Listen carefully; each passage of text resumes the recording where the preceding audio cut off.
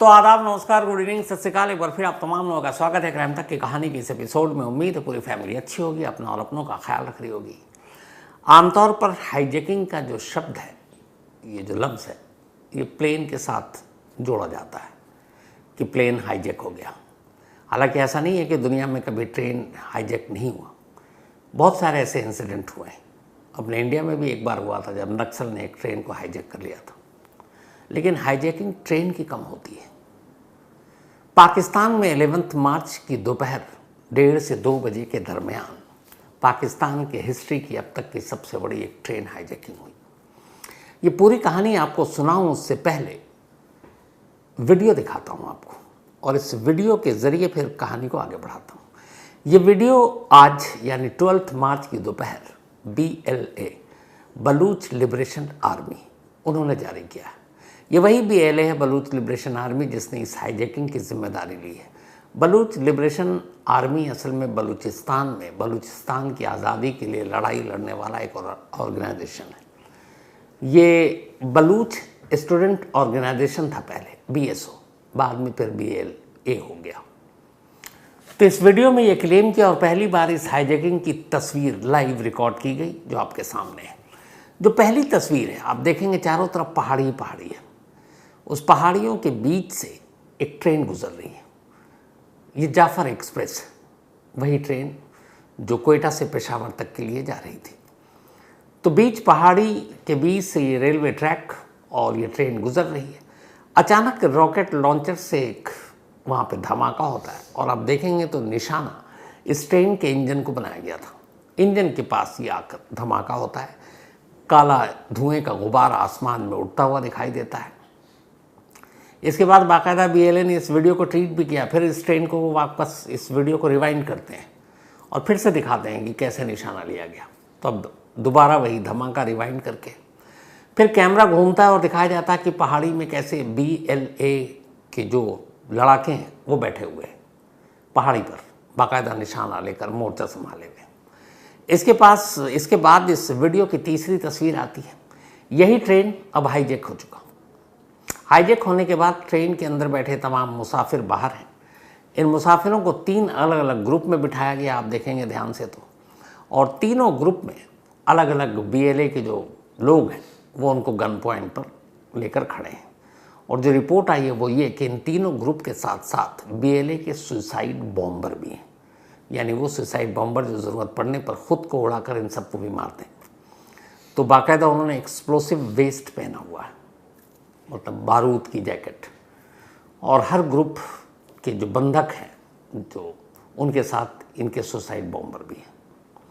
और इन suicide bomber को खड़ा करने का एक मकसद ये भी है कि अगर पाकिस्तानी आर्मी या पाकिस्तानी सिक्योरिटी फोर्सेस कोई ऑपरेशन करती है तो फिर वो इन बंधकों को कवच और ढाल बनाकर वो बता सकते हैं कि हम सुसाइड बॉम्बर हैं, हम इन्हें उड़ा देंगे।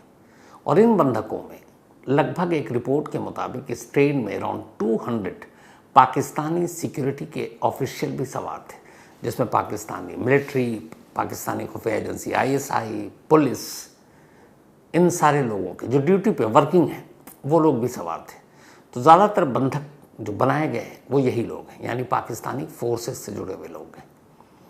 तो ये 3 तस्वीर बलूच लिबरेशन आर्मी ने जारी किया और उन्होंने दिखाया। तो ये तस्वीर इस ट्रेन हाईजैकिंग के बाद की पहली तस्वीर, पहली वीडियो थी। अब पूरी कहानी कुछ यूँ है कि 11 मार्च यानी कि कल मंगलवार का दिन था। जाफर एक्सप्रेस पाकिस्तान में एक बहुत मशहूर, जैसे अपने देश में है ना राजधानी एक्सप्रेस और बाकी, तो जाफर एक्सप्रेस वहाँ कई बार सुर्खियों में रहा। उसकी वजह है कि 2024 में भी जाफर एक्सप्रेस पर एक बार बम से हमला किया गया था, जिसमें 28 लोग मारे गए थे। और जाफर एक्सप्रेस बदनाम या कुख्यात कहें तो क्यों हो, उसकी वजह ये है कि इसका रूट बहुत लंबा, और ये वो उस बलूचिस्तान तक पहुँचती है, खैबर पख्तून, जो कोयटा, जो बड़ा डिस्टर्ब रहता है। तो 39 अप जाफर एक्सप्रेस, इसे 11 मार्च यानी कि ट्यूसडे को सुबह 9 बजे कोयटा से रवाना होना था, कोयटा रेलवे स्टेशन से। और 36.5 घंटे का सफ़र तय करने के बाद इसे कोयटा से निकलकर फिर पेशावर पहुंचना था, Peshawar cantt railway station. Quetta से इसकी रवानगी सुबह 9 बजे तय थी। इस ट्रेन के लिए जो रिजर्वेशन था, इस पूरी जर्नी में कोयटा टू पेशावर 44 स्टेशन ऐसे थे जहां इस ट्रेन को रुकनी थी। 44 स्टेशन थे। तो 44 स्टेशन, 1600 किलोमीटर का सफ़र कोयटा टू पेशावर, और लगभग 750 लोगों ने इस ट्रेन में रिजर्वेशन करा रखा था। 750 लोगों ने रिजर्वेशन करा रखा था। 750 लोग एक साथ नहीं, अलग अलग शहरों से बैठते। लेकिन कोयटा से 450 पैसेंजर इस ट्रेन में सवार हुए, जिनमें से 200 पाकिस्तानी फोर्सेस के ऑफिशियल थे और 250 आम मुसाफिर, उसमें औरतें, बच्चे, बुजुर्ग। तो सुबह 9 बजे ये ट्रेन कोयटा से चली। कोयटा से चलने के बाद अब ये धीरे धीरे आगे बढ़ रही है। 1 घंटे या 1.5 घंटे के बाद इसका पहला स्टॉपेज था। फिर ये जब आगे बढ़ती गई तो इसके बाद लगभग दोपहर के 1:30 बजे थे जब ये ट्रेन अब कोयटा से 173 किलोमीटर आगे निकल चुकी थी। 173 किलोमीटर आगे जाने के बाद अब मशकफ एक जगह है, उसी मशकफ के पास से गुजर रही थी। अच्छा, ये जो पूरी जर्नी है इस ट्रेन में, बीच में नेशनल हाईवे भी पड़ता है पाकिस्तान का, और उस नेशनल हाईवे की खासियत ये है कि रेलवे ट्रैक के साथ साथ वो सड़क चलती है। जैसे अपने देश में आपने देखा होगा बहुत सारे हाईवे, सड़क और रेलवे ट्रैक दोनों एक साथ हैं।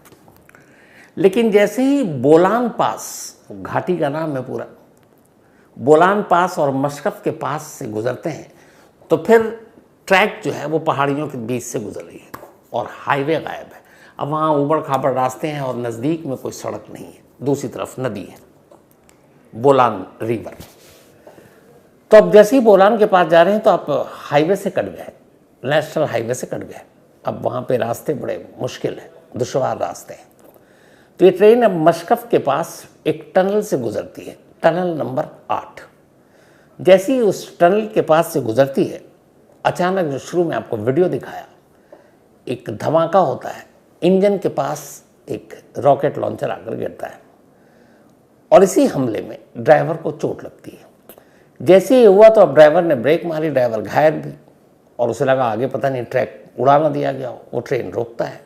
जैसे ही रोकता, आसपास की पहाड़ियों में छुपे BLA के लोग फौरन ट्रेन पर धावा बोल देते हैं। लेकिन इस ट्रेन के अंदर सिक्योरिटी गार्ड भी थे, क्योंकि इस ट्रेन पर पहले भी हमले हो चुके हैं। 2024 में शायद अक्टूबर में ये ट्रेन दोबारा चली थी, 1-2 महीने तक सस्पेंड रही थी, नहीं चली थी, क्योंकि इस ट्रेन पर हमला हो गया था तो बंद कर दिया गया था। लेकिन फिर दोबारा चालू हुआ तो अब इसीलिए, लेकिन उस ट्रेन में अब सिक्योरिटी फोर्सेस चलती थी कि BLA के लोग हमला ना कर दें। तो जब वो लड़ाके वहाँ पर आए, धमाके के बाद ट्रेन रुक गई, तो अब अंदर से भी गोलियाँ चल रही और बाहर से भी गोलियाँ चल रही हैं। फिर थोड़ी देर की गोलीबारी के बाद BLA ने ट्रेन पर कब्जा कर लिया। कब्जा करने के बाद सारे मुसाफिरों को उतारा। उतारने के बाद उन्हें 3 अलग अलग ग्रुप में बांटा, और इस दौरान अब तक जो फायरिंग हुई थी उसमें एक जो ड्राइवर था इस जाफर एक्सप्रेस का, उसकी मौत हो गई। इसके अलावा 9 पाकिस्तानी सिक्योरिटी ऑफिशियल की भी मौत हो गई। इधर से भी कहते हैं कि 27 BLA के लोग मारे गए, जो पाकिस्तानी मतलब सिक्योरिटी फोर्सेस हैं, उनका क्लेम है, ये उनका दावा है। तो खैर अब 3 ग्रुप में इनको बिठाया गया अलग अलग। इसके बाद उनमें से औरतें, बच्चे, बुजुर्ग और वो लोग जो बलूच के सिटीज़न थे, मतलब बलूच के रहने वाले थे। सिटीज़न तो पाकिस्तानी है लेकिन जो बलूच में ही रहते हैं, बलूचिस्तानी, जो बलूचिस्तान में रहते हैं उनको बलूच बोलते हैं, उन सबको अलग किया और उनसे कहा कि ठीक है आप लोग जाओ, और उनको नज़दीकी स्टेशन भेज दिया गया। सबसे नज़दीकी बड़ा स्टेशन यहाँ शिवी है और सबसे बड़ा हॉस्पिटल भी वहीं था। तो उन लोगों को अलग किया गया, उनको सेफ पैसेज दिया गया और उन लोगों को निकाल दिया गया। अब बाकी अराउंड 180 के आसपास ऐसे लोग जो पाकिस्तानी ऑफिशियल थे, या तो मिलिट्री में या ISI में या पुलिस में पोस्टेड थे, उनको बंधक बना लिया गया। बंधक बनाने के बाद फिर BLA ने एक स्टेटमेंट जारी किया और BLA ने एक बयान जारी कर ये कहा कि अगर इन बंधकों को छुड़ाने की कोशिश की गई तो इसका अंजाम बुरा होगा।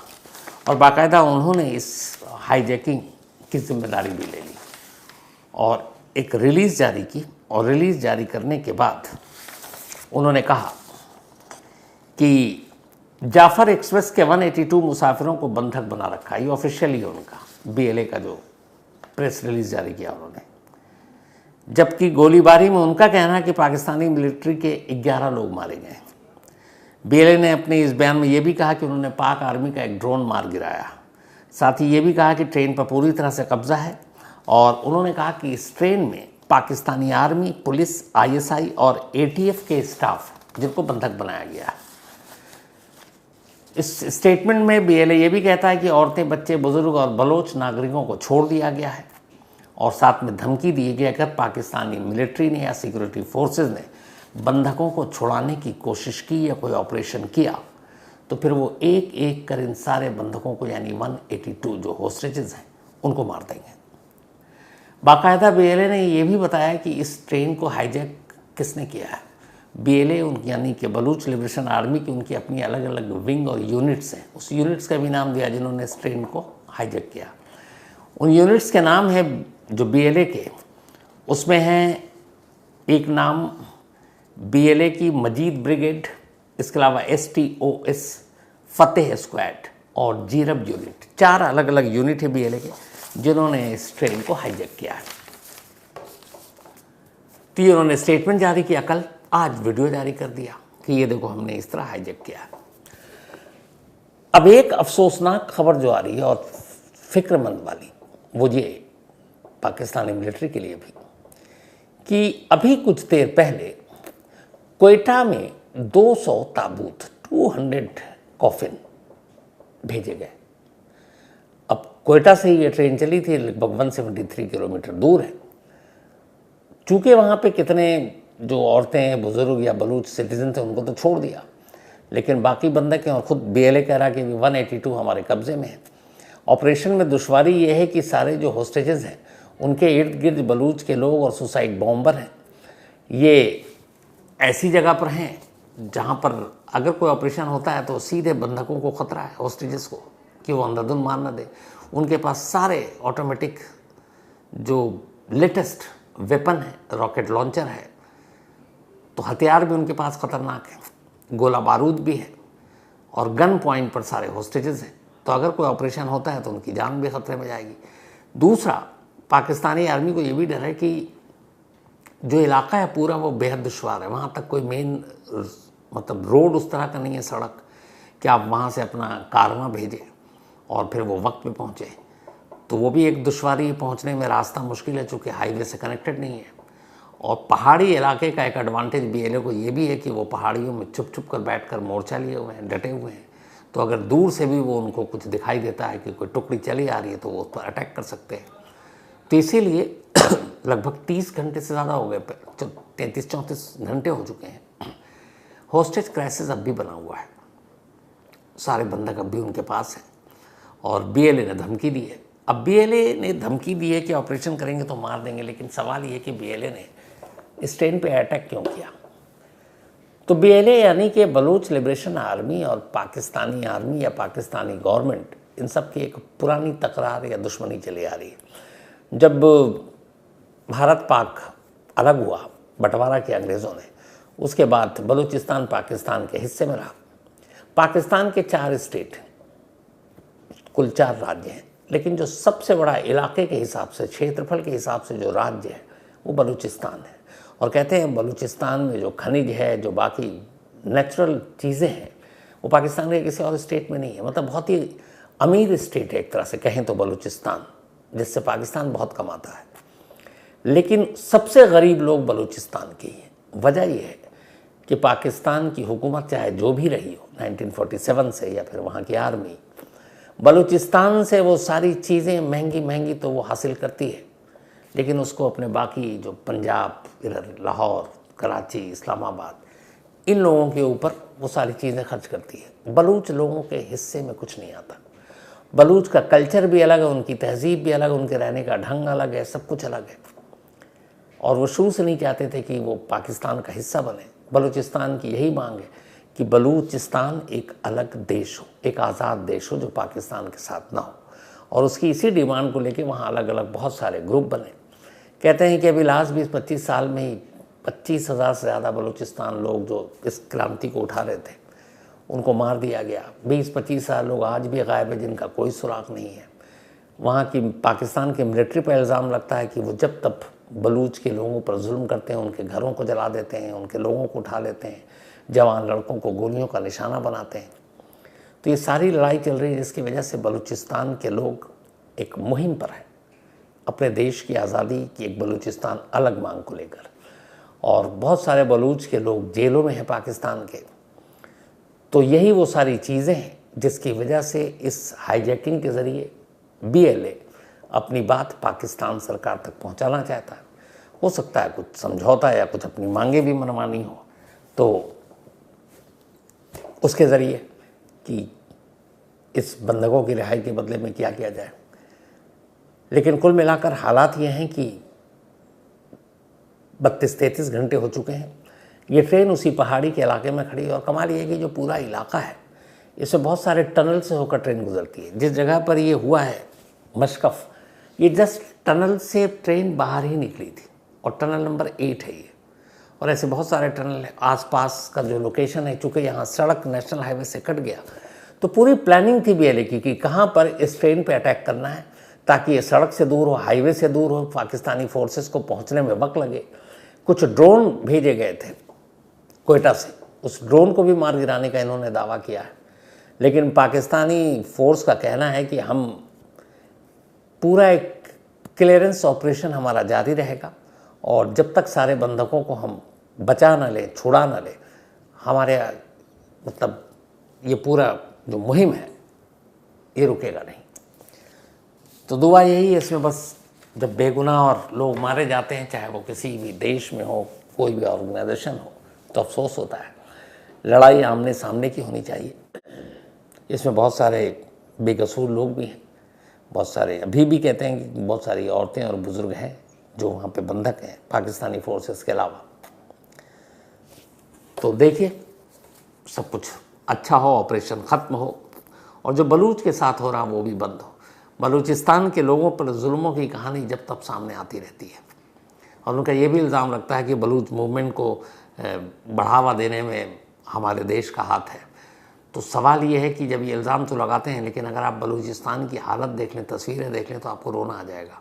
वाकई उनके लोगों के कई जर्नलिस्ट ऐसे हैं जिनको मार दिया गया, उनके लड़कों को नौकरी नहीं है, उनके पास मतलब सब कुछ, जिनके पास पूरा ख़जाना है बलूचिस्तान में, और वो सबसे गरीब लोग हैं पाकिस्तान के, क्योंकि उनके हिस्से की सारी चीज़ें उठाकर बाकी के पाकिस्तान को दे दिया जाता है।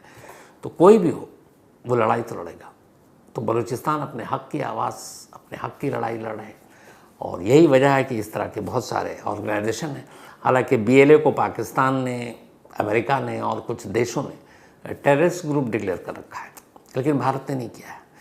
आप अगर वर्ल्ड पॉलिटिक्स इंटरनेशनल इसको उठाकर देखेंगे तो बहुत सारे हैं। जैसे आप इज़राइल में ही चले जाइए या आप हमास को ले लीजिए या फिर आप जो बाकी ऑर्गेनाइजेशन है, कई देशों ने कर रखा है, लेकिन इंडिया ने नहीं कर रखा है जो अपना इज़राइल का अभी है।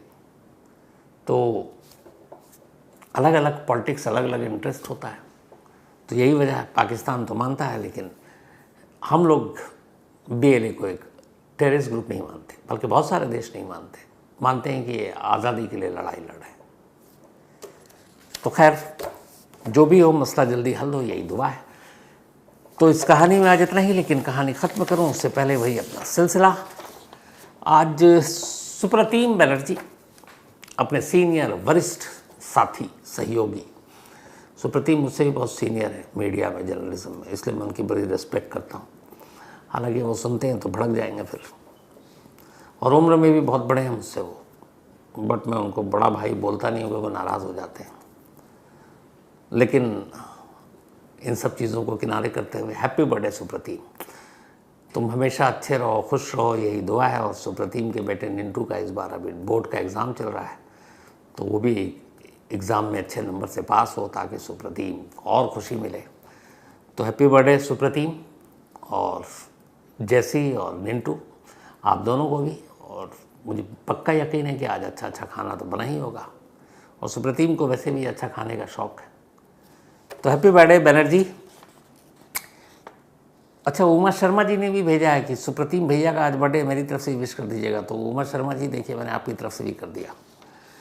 इसके अलावा चंद्रकेश यादव, इनका भी आज बर्थडे है, तो happy birthday Chandrakesh ji. And जागर जेना और साथ ही पतली भाई या पाटली भाई, जो भी नाम हो दोनों में से आप एक्सेप्ट कर लीजिएगा, पर मुझे लगता है पाटली भाई होंगे। एक बाटली भाई भी नाम सुना था मैंने, कोई नहीं है। चंद्रकेश भाई हैप्पी बर्थडे आपको, आप पाटली और बाटली के चक्कर को छोड़िए। सुरेश कुमार, इनका भी आज जन्मदिन, हैप्पी बर्थडे सुरेश जी। और ये भेजा है उत्तर प्रधान लोरीश एंड उत्कल प्रधान ने। साथ ही डॉक्टर आकांक्षा शिवहरे, इनका भी आज बर्थडे है, तो happy birthday doctor Akanksha ji. और ये भेजा है doctor Priyansh and doctor Girish ji ने। साथ ही आज जयश्री तायडे एंड कमलाकर तायडे, इन दोनों की एनिवर्सरी है। तो जयश्री जी एंड कमलाकर जी, आप दोनों की एनिवर्सरी की बहुत बहुत मुबारक बधाई।